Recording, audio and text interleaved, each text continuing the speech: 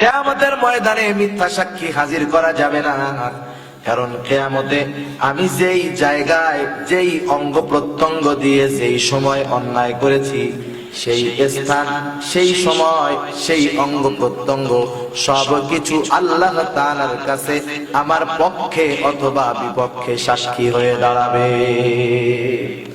যেমন আল্লাহ তাআলা কোরআনুল কারীমের মধ্যে বলেন, আল-ইয়াউমা নাখতিমু আলা আফওয়াহিহিম ওয়া তুকাল্লিমুনা আইদিহিম ওয়া তাশহাদু আরজুলুহুম বিমা কানু ইয়াকসিবুন।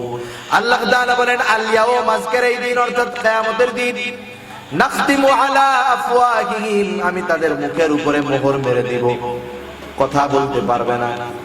আল্লাহ বলেন, ওয়া তুকাল্লিমুনা আইদিহিম, আমার সাথে কথা বলবে তাদের হাত, ওয়া তাশহাদু আরজুলুহুম, সাক্ষী দিবে তাদের পা, বিমা কানু ইয়াকসিবুন, কি উপার্জন করেছে সব কিছু আমি আল্লাহর কাছে বলে দিবে।